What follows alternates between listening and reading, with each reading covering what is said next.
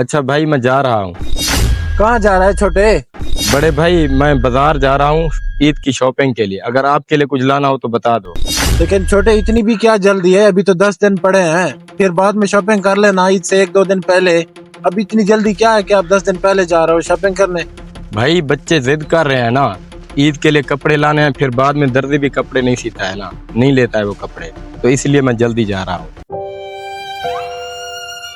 देख छोटे, मैं तुझे कब से यही समझा रहा हूँ। उस दिन मैंने आपको फितराने के बारे में पूछा तो आपने कहा कि अभी तो काफी दिन पड़े हैं, बाद में अदा कर देंगे। और अभी आप 10 दिन पड़े हैं, ईद को आप जा रहे हो कि शॉपिंग करनी है, फिर बाद में दर्जी कपड़े नहीं देता। काफी सारे ऐसे खानदान होते हैं जो हमारे फितराने के लिए ही बैठे होते हैं कि कोई आएगा हमें फितराना देगा, वो भी ईद की शॉपिंग करेंगे, कपड़े लेंगे बच्चों के लिए, कुछ ईद के लिए कुछ सामान लेंगे।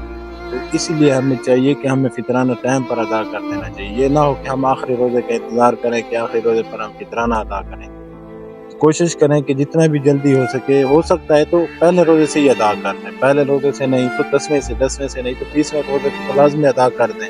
अगर आप आखिरी दिन उनको जाके फितराना अदा करेंगे तो उनके किस फायदे का? जब उनके बच्चे बगैर कपड़ों के बगैर भूखे रहेंगे तो हमारा फितराना अदा करने का कोई फायदा है?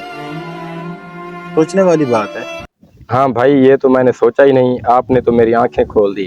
अब मैं पहले फितराना अदा करूंगा, उसके बाद अपने बच्चों के लिए कपड़े लूंगा और ईद की शॉपिंग करूंगा। वीडियो बनाने का मकसद ये था कि कुछ लोग जो हैं आखिरी रोजे को जाके फितराना अदा करते हैं, कुछ लोग ऐसे हैं जो मुस्तहिक होते हैं हमारे फितराने के, और हमारे फितराने से ही उनकी ईद खर्ची और शॉपिंग वगैरह चल जाती है, बच्चे उनके जूते वगैरह ले लेते हैं, कपड़े ले लेते हैं। तो कोशिश करें कि 20वें रोजे को, 21वें रोजे को ही अपना फितराना अदा करें।